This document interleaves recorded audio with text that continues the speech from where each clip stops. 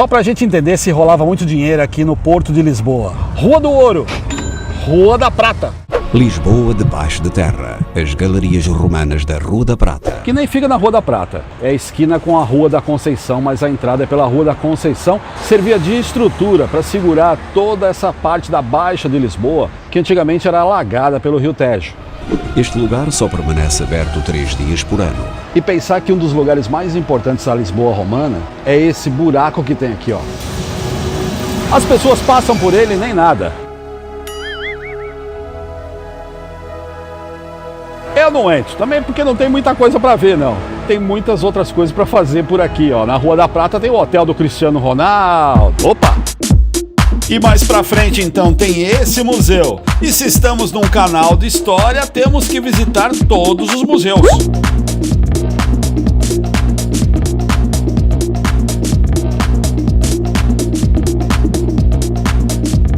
Então, né? Pensa que só tem vinho em Portugal, né?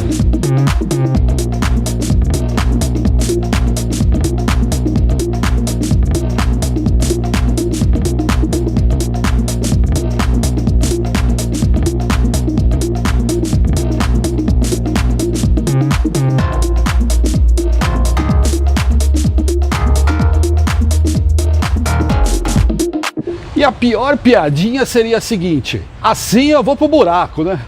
Tem lugar que é caro mesmo. Praça do Comércio, coração de Lisboa, um lugar chama Museu da Cerveja. Claro que você vai pagar caro, né? Mas você pagou e pelo menos esteve lá. Numa viagem, vamos ter umas coisas engraçadas. Vamos dizer assim, uns deslizes. É só assim que eu perdoo os teus deslizes. Obrigado, Raimundão.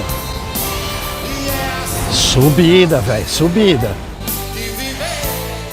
Aquela história, né? Quantas vezes você passou num lugar e nem reparou o que tinha lá? É engraçado, a gente passa nos lugares. Eu tive aqui nessa rua, são duas, aliás, é a Travessa das Pedras Negras, esquina com a Travessa de Almada, aqui em Lisboa, perto da Catedral da Sé. Eu achava que essa parte de pedra que era histórico aqui na esquina. Até é, mas não tão antigo quanto essas outras figuras que a gente vai ver aqui, olha. Essa aqui até o cano desviou. Alguém construiu esse prédio aqui e deixou 4 pedras romanas do lado de fora. Tá até dizendo aqui, marcado. Mas vamos pro buraco. E se é para descer de nível, vamos de elevador. A gente fala buraco, mas é a entrada para um lugar que chama Cryptoport. É do século I depois de Cristo. São umas galerias, uma espécie de plataforma que segurava a estrutura de um porto de Lisboa. Então é Cryptoport.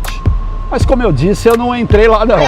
Eu estou num outro lugar aqui, mais para cima. Essa é a Catedral da Sé, porque toda essa região tem vestígios romanos. Por causa do terremoto, o que estava debaixo do chão apareceu.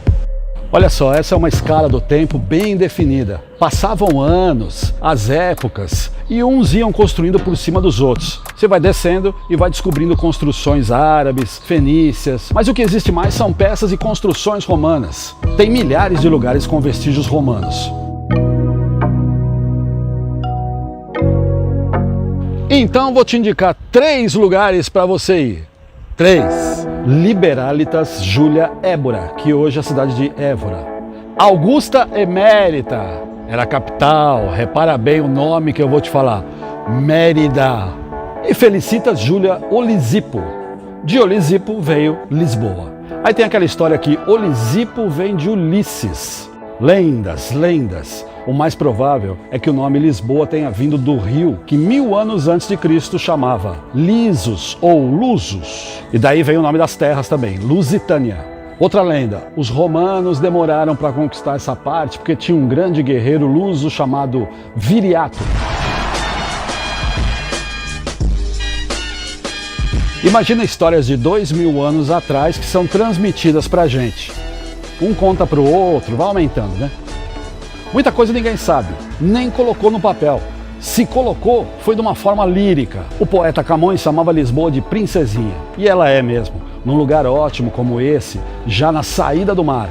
Mas era um lugar longe do burburinho, do centro das negociações, do comércio que era a Itália. Passou a ser importante depois como um porto de apoio para ir para a França, Inglaterra, essas terras mais para cima. E ia para lá fazer o quê? Brigar, né? Guerrear.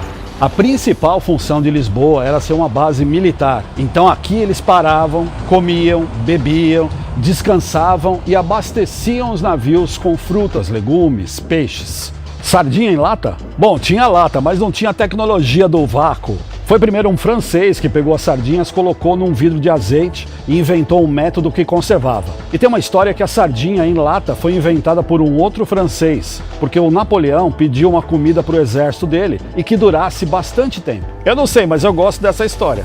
Bem provável que o nome sardinha venha da ilha Sardenha. Onde? Itália de novo. Então voltamos aos romanos. Construíam templos que estão aí até hoje. Mas não deveria ter muita gente em Lisboa. Dá pra gente comparar o tamanho das cidades.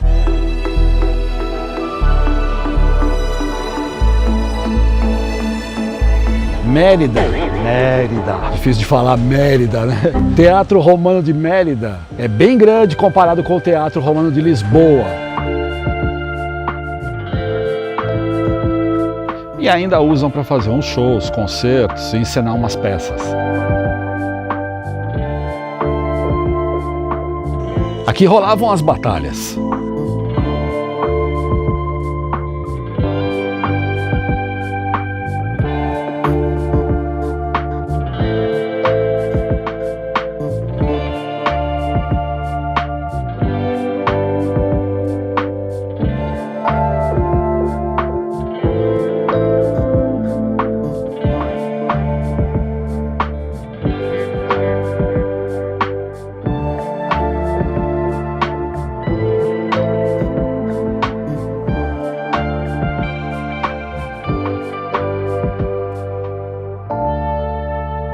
Nas placas estão dizendo que o Teatro Romano de Lisboa tinha capacidade para 3.000 pessoas. Vamos tomar um café e pensar. Café é o dobro do preço, hoje tá bom, hein? E como viviam os romanos? Tomavam café? Nem tinha café na época. E quem eram os romanos? Os mano que vêm lá de Roma. O café vem da África, eles não iam tão longe assim. Vem da terra de Kafka, na Etiópia. Mas esse é um outro assunto sugerido pelo meu amigo Ricardinho. Dá um vídeo, porque aqui tem o café do Fernando Pessoa, mas onde tudo começou. Primeiro lugar onde abriram um café. Em Veneza, na Itália. Olha eles aí de novo. O imperador Nero mandou construir esse teatro em Lisboa, numa zona bem alta para que todos que chegassem na cidade pudessem perceber que isso pertencia ao império.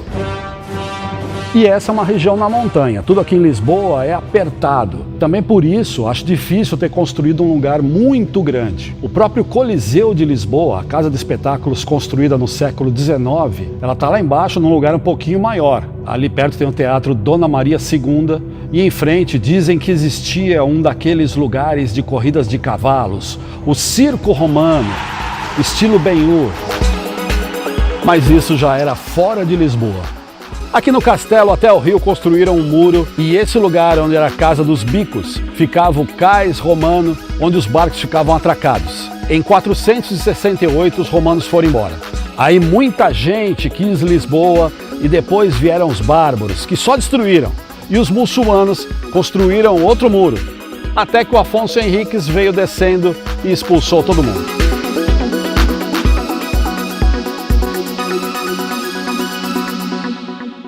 Então me responde, o romano comia romã?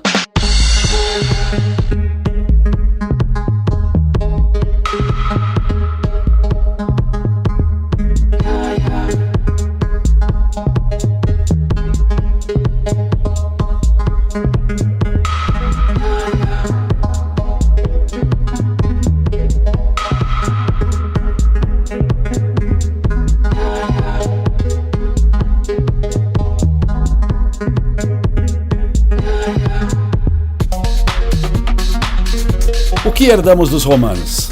A língua, né? O português vem do latim. A organização e as leis. E as construções. A gente imagina que era tudo branco, mas não era não. É que foi perdendo a cor por causa do tempo. Eles gostavam muito de vermelho, dourado, cores fortes. Sobraram até hoje os aquedutos. Esse de Lisboa não é romano, foi construído no século XVIII. Mas o princípio sim, trazer a água a quilômetros de distância. E as pontes. Pensa numa cidade fantasma, às 3 da tarde é essa aqui, Mérida. Porque juntou o Covid com aquela siesta que os espanhóis costumam fazer, é uma dormidinha depois do almoço, né? E com esse sol de 40 graus. Emérita vem de mérito. A placa tá aí dizendo que o Augusto resolveu construir essa cidade para os aposentados descansarem. Aqueles que já batalharam muito, que tiveram o mérito de defender Roma.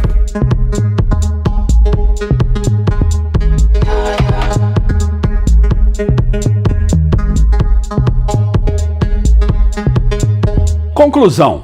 Em italiano, conclusione. Em espanhol, conclusión.